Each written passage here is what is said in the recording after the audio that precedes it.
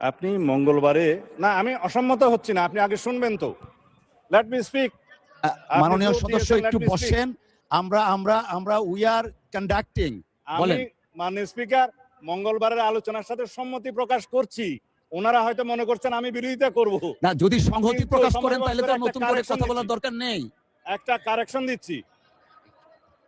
মাননীয় স্বরাষ্ট্রমন্ত্রী, আপনি যদি মঙ্গলবারের আলোচনার সাথে সংহতি প্রকাশ করেন দয়া করে বসুন। আলোচনা যদি নির্ধারণ করতে চান তাহলে আপনাকে নোটিশটা একটু সংশোধন করে নিতে হবে, এটাই আমার বক্তব্য। মাননীয় স্বরাষ্ট্রমন্ত্রী, মাননীয় স্পিকার, আপনি এই বিধিতে মাননীয় সদস্য আপনারা বসুন, সেটা আপনি আগে সংশোধন করেন। মাননীয় সদস্যবৃন্দ আপনারা বসুন, মাননীয় স্বরাষ্ট্রমন্ত্রী আপনিও বসুন। আমার ডিসিশন অলরেডি হ্যাজ বিন প্রনাউন্সড। মাননীয় স্বরাষ্ট্রমন্ত্রী, my decision already has been প্রনাউন্সড। মাননীয় মেম্বার আপনারা বসুন, আমরা পরবর্তী কার্যসূচিতে যাচ্ছি। আপনারা বসুন, দয়া করে আপনারা বসুন। মাননীয় স্বরাষ্ট্রমন্ত্রী আপনি বসুন, মাননীয় সংসদ সদস্যগণ আপনারা বসুন। My decision has been pronounced. 31শে মার্চ নির্ধারণ করা হয়েছে। সর্বশেষ আলোর জন্য 2 ঘন্টা সময় থাকবে। ধন্যবাদ আপনাদেরকে, ধন্যবাদ।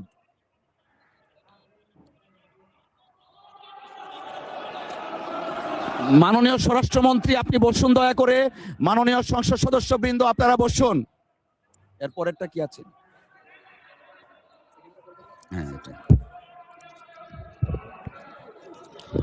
মাননীয় বিরোধী দলের নেতা, আমরা অলরেডি জানিয়ে দিয়েছি 31শে মার্চ অনুষ্ঠিত হচ্ছে। দয়া করে বসেন, আমরা পরবর্তী কার্যপ্রণালীতে যেতে চাচ্ছি। মাননীয় বিরোধী দলের নেতার মাইকটা একটু দেখি। না, আমি বলছিলাম যে আপনি রুলিং দেওয়ার পরে এই বিষয়ের উপরে আর কোনো কথা চলে না। ধন্যবাদ, আপনি ধন্যবাদ মাননীয় বিরোধী দলের নেতা, আপনি দয়া করে বসুন।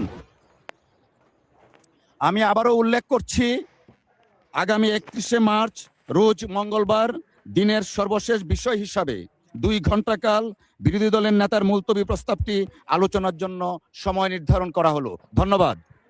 আমরা পরবর্তী কার্যসূচিতে যাচ্ছি।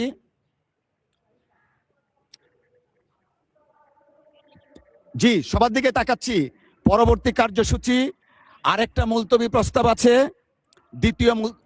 আপনারা দয়া করে বসুন, আমি পরবর্তীতে যাচ্ছি। Ruling has been passed.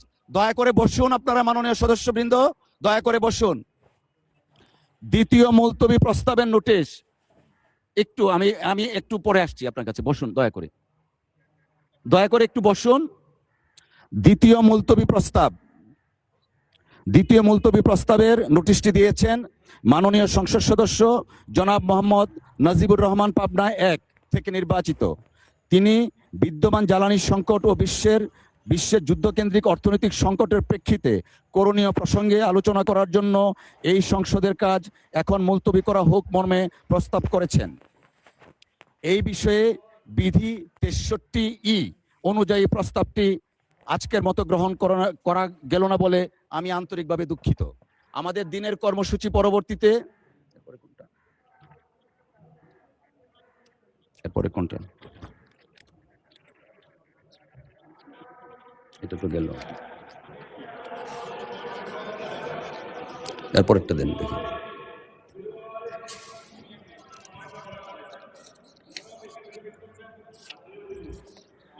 এটা না,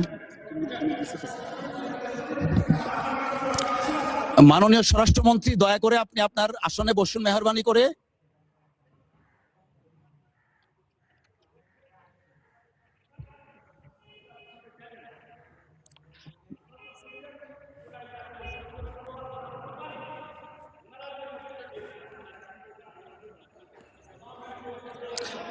মাননীয় মন্ত্রী মহোদয় আপনি বসুন দয়া করে।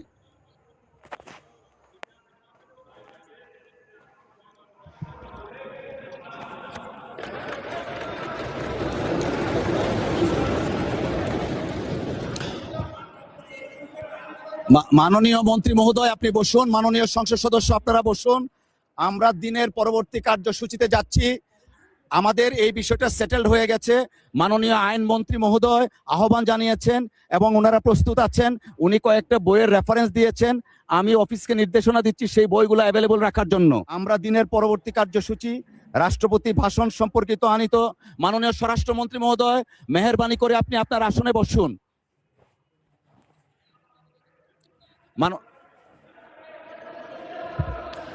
মাননীয় স্বরাষ্ট্রমন্ত্রী মহোদয়, আপনি আপনার আসনে মেহেরবানি করে বসুন। মেহেরবানি করে বসুন আপনি। মাননীয় স্বরাষ্ট্রমন্ত্রী মহোদয়, আপনি বসুন। মাননীয় সংসদ সদস্য আপনারা বসুন। The matter already been decided, এবং আমি একটা সময় নির্ধারণ করে দিয়েছি। আমরা পরবর্তী কার্যসূচিতে যাচ্ছি। রাষ্ট্রপতির ভাষণ সম্পর্কে আনিত ধন্যবাদ প্রস্তাবের উপর আলোচনা। মাননীয় সদস্যবৃন্দ, দিনের কার্যসূচি অনুযায়ী এখন মহামান্য রাষ্ট্রপতির ভাষণ সম্পর্কে আনিত ধন্যবাদ প্রস্তাবের উপর আলোচনা।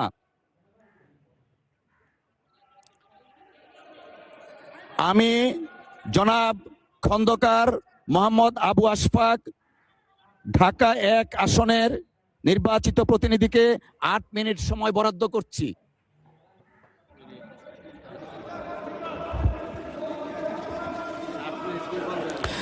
দয়া করে আপনারা বসুন, দয়া করে বসুন। মাননীয় চিফ হুইপ, আপনি একটু বসুন দয়া করে। খন্দকার আবু আশফাক, মাননীয় সংসদ সদস্য, আপনার সময় 8 মিনিট। বিসমিল্লাহির রহমানির রহিম।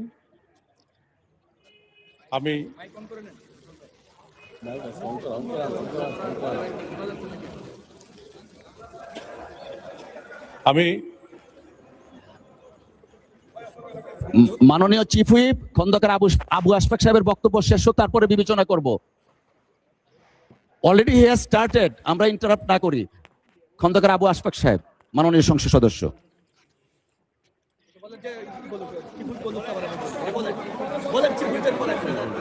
আমাদের চিফ হুইপ সাহেব শেষ করুক, তারপর আমি বলি। মাননীয় চিফ হুইপ। মাননীয় স্পিকার,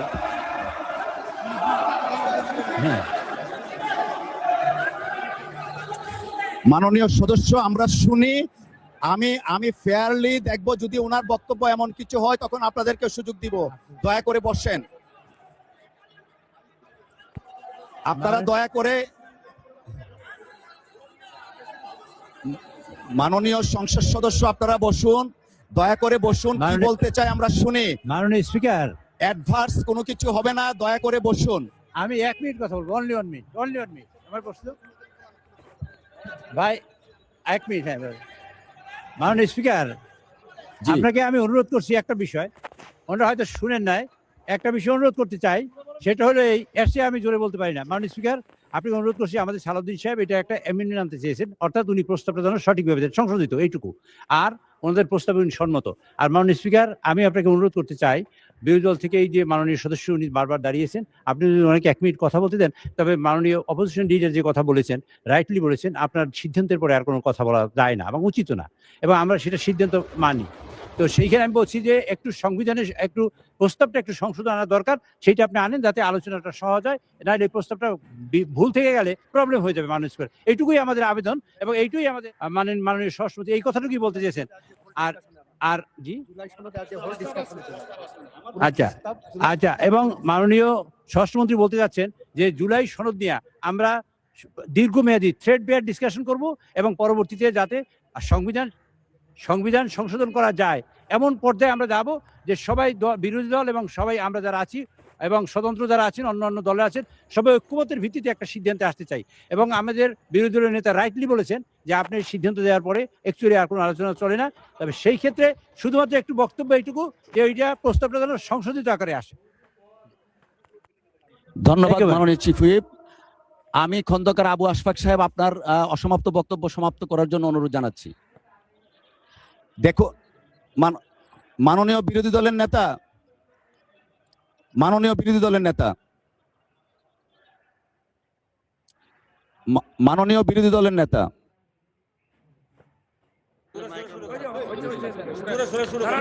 মাননীয় বিরোধী দলের নেতার মাইকটা দয়া করে অন করুন প্লিজ। ধন্যবাদ আপনাকে। আসলে রুলিং দেওয়ার পরে বাকি যারা কথা বলেছেন, আপনি যদি এজেন্ডা রিওপেন করতেন তাইলে বলতে পারতেন। আপনি তো রিওপেন করেন নাই, আপনি রুলিং এর জায়গায় আছেন। তো আমি অনুরোধ করব যে আপনি আজকে আপনার উদ্বোধনী বক্তব্যে বলেছেন যে আপনি জাস্টিস করবেন, আপনি নিউট্রাল থাকবেন। এই দিক থেকে আমাদের চিফ হুইপ বারবার চেষ্টা করছিল একটা কথা বলার, সে কিন্তু সুযোগ পাচ্ছে না। আপনি দেন, আবু আশফাক সাহেবকে দেওয়ার পরে ওনার কথাটা মেহরবানি করে শুনবেন, এটা আমার অনুরোধ। ধন্যবাদ। মাননীয় বিরোধী দলের নেতা, আপনাকে অসংখ্য ধন্যবাদ। খন্দকার আবু আশফাক, মাননীয় সংসদ সদস্য, আপনার বক্তব্য সমাপ্ত করুন দয়া করে। অসমাপ্ত বক্তব্য।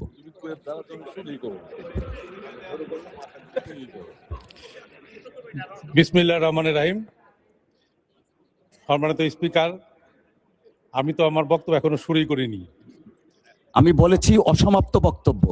আপনাকে অসংখ্য ধন্যবাদ। আপনি স্পিকার, ডেপুটি স্পিকার নির্বাচিত হয়ে আসছি স্পিকারের দায়িত্ব পালন করার জন্য। আমি প্রথমেই পরম করুণাময় আল্লাহর কাছে শুকরিয়া আদায় করি, মহান সংসদে আমি জীবনে প্রথম এবারই আসার সুযোগ পেয়েছি। আমি কৃতজ্ঞতা প্রকাশ হয়েছে করছি। বা বুটে গৃহীত হয়েছে, কিন্তু এটা তো আইন প্রণয়নের সাথে জড়িত। আপনি বিধি 63-তে দেখেন, যে বিধিটা 63-তে বলা আছে যে বিষয়গুলো আইন প্রণয়নের মাধ্যমেই সমাধান হতে পারে, সেই সমস্ত কোনো বিষয় জরুরি গুরুত্বপূর্ণ বিষয় হিসেবে মুলতবি প্রস্তাবের জন্য আসতে পারে না। এখানে আমার ফেয়ার প্রপোজাল আছে। This is my third point of order. Fair fourth point of order, আমার প্রপোজাল আছে। আমরা সংবিধান সংশোধন করতে চাই, আমার বিরোধী দলের সদস্য কেউ কেউ সংস্কার করতে চান। পার্লামেন্টের ল্যাঙ্গুয়েজ হচ্ছে কনস্টিটিউশন হয় প্রণীত হবে, অথবা রহিত হবে, অথবা স্থগিত হবে, অথবা সংশোধিত হবে। আমরা এখানে সোভারেন পার্লামেন্টের এখতিয়ার নিয়ে এসেছি, সোভারেন জনগণের। আমরা এনাক্টমেন্ট করতে পারবো, আইন প্রণয়ন করতে পারবো, এবং সংবিধানও একটি আইনের মাধ্যমে, বিলের মাধ্যমে এসে সংবিধান সংশোধন হবে। সুতরাং সংবিধান সংশোধনের জন্য let us form a constitution reform committee here. Position এবং অপোজিশন সবগুলোকে নিয়ে, সবাইকে নিয়ে সংবিধান সংশোধনের জন্য আমরা কাজ করি। এবং আমাদের গুরুত্ব দিতে হবে জুলাই জাতীয় সনদ, যেটা জাতির সামনে সংসদের দক্ষিণ প্লাজায় সবাই স্বাক্ষর করেছেন, একটা ঐতিহাসিক রাজনৈতিক সমঝোতার দলিল। আমি এটার বিরোধিতা করছি না এই জন্য যে দলিলের মাধ্যমে সংবিধান পরিবর্তন হয়ে যায়নি, সংবিধানের কোনো বিধান পরিবর্তন হয়ে যায়নি, কোনো অর্ডিন্যান্সের মাধ্যমে আসানের কোনো কিছু ডিলিট হয়ে যায়নি, সেটা জায়েজ আছে, কিন্তু প্রস্তাব করা যায়। এইটা হচ্ছে সেই প্রস্তাব, জুলাই জাতীয় সনদ, যে পরবর্তী পার্লামেন্টে সংসদে সবাই রাজনৈতিক সমঝোতার দলিল হিসাবে এটা অনুযায়ী আমরা সংবিধান সংশোধন করব। এবং যে সমস্ত রাজনৈতিক দল ম্যানিফেস্টোতে অন্যান্য বিষয় উল্লেখ করেছে, সেই ম্যানিফেস্টো অনুযায়ী জনগণের ম্যান্ডেট পেয়েছে, আমরা 51% ম্যান্ডেট পেয়েছি। আমরা সেই মতো আমাদের ইশতেহারে উল্লেখিত অন্যান্য বিষয়গুলো যেগুলো সংবিধানকে টাচ করবে সেখানে এগুলো আনতে পারবো, এবং অন্যান্য বিষয়গুলো হয়তো আইন কানুন পাশ করে করা যাবে। যাই হোক, আমরা যেমন কৃষি ঋণ মওকুফ করেছি, সেটা আমাদের ম্যানিফেস্টোতে ছিল, ম্যান্ডেট ছিল, এটার জন্য সংবিধানে টাচ করতে হয় নাই। এখন আমার প্রস্তাব হচ্ছে, মাননীয় স্পিকার, আমরা কি আইন প্রণয়নের মাধ্যমে যেটা ফয়সলা করতে হয় সেটা কি জরুরি গুরুত্বপূর্ণ বিষয় হিসাবে এখানে ডিবেট করব, নাকি করব না? আমরা কি পার্লামেন্টের একটা সংসদীয় কমিটি ফর্ম করব, যেখানে সংবিধান সংশোধনের জন্য সবাই প্রস্তাব দিবেন, বিরোধী দল, সরকারি দল, স্বতন্ত্র সদস্য থেকে সবাই মিলে, এবং পার্লামেন্টের বাইরে দেশের সমস্ত সংবিধান বিশেষজ্ঞ এবং বিশিষ্ট জন, স্টেক হোল্ডার, পত্রিকার সম্পাদক সহ সকল সবাইকে আমরা ইনভাইট করে তাদের মতামত নেব। এবং আমরা জাতীয় ভিত্তিতে যেটা আমরা সম্মত হয়েছি, যে জুলাই জাতীয় সনদ যেভাবে স্বাক্ষরিত হয়েছে উইথ নোট অফ ডিসেন্ট, যারা জনগণের ম্যান্ডেট প্রাপ্ত হয়েছে সেই নোট অফ ডিসেন্ট গুলো ম্যানিফেস্টোতে উল্লেখ করার পরে সেই হিসাবে যাব, নাকি শুধুমাত্র আমরা এখানে ডিবেট করে মুলতবি প্রস্তাব গ্রহণ করা হইলো হ্যাঁ অথবা না বলেন না করছে এগুলো সেখানে যাব? মেজরিটির ভিত্তিতে আমরা যেতে চাই না। আমরা সমঝোতার ভিত্তিতে জাতীয় সংসদে একটি এমন সংবিধান সংশোধন করতে চাই যে দলিলটা আমরা জুলাইয়ের গণ অভ্যুত্থানের শহীদের আকাঙ্ক্ষাকে আমরা ধারণ করতে পারি। আমরা বাংলাদেশের মানুষের পরিবর্তিত পরিস্থিতিতে সকল প্রত্যাশাকে ধারণ করতে পারি। সেই জুলাই গণ অভ্যুত্থানের শহীদের আকাঙ্ক্ষা, প্রত্যাশা, জনপ্রত্যাশা, বিরোধী দল এবং সরকারি দল সবাই মিলে যারা সংসদের বাইরে আছে তাদেরও মতামত সহ নিয়ে আমরা এমন একটা দলিল রচনা করি, যাতে করে আমরা অনেক দিন এই দলিলটা নিয়ে কাজ করতে পারি। অনেক দিন বলার কারণ হচ্ছে সংবিধান মানুষের প্রয়োজনে, দেশের প্রয়োজনে, সমাজের প্রয়োজনে, চাহিদা অনুযায়ী সময়ে সময়ে অবশ্যই কিছু কিছু বিধান পরিবর্তন করতে হয়, সময়ের দাবি। সেজন্য আমরা একটা পারপিচুয়াল নেচারের অ্যামেন্ডমেন্ট করি, যেটা অন্তত দীর্ঘদিন পর্যন্ত আমাদের এখানে থাকবে। আমরা সেই সংবিধান নিয়ে আগাতে পারবো। আপনি এখন ডিসাইড করতে পারেন মাননীয় speaker, you are my lord of the house. ধন্যবাদ। মাননীয় বিরোধী দলের নেতা। আমি বুঝতে পারছি না যে আলোচনা আপনি শুরু করেছেন কিনা। বিজ্ঞ সংসদ সদস্য যে বক্তব্য রাখলেন, বিশাল একটা বক্তব্য উনি রেখেছেন। ওনার দৃষ্টিভঙ্গি উনি তুলে ধরেছেন মহান সংসদের সামনে। আমরা চাচ্ছি আগে সংসদটা মুলতবি করে আলোচনায় যান আপনি, তারপরে এই সমস্ত বিষয়ে আমরা পার্টিসিপেট করব। ধন্যবাদ মাননীয় বিরোধী দলের নেতা। সব বিষয় আসবে। ধন্যবাদ।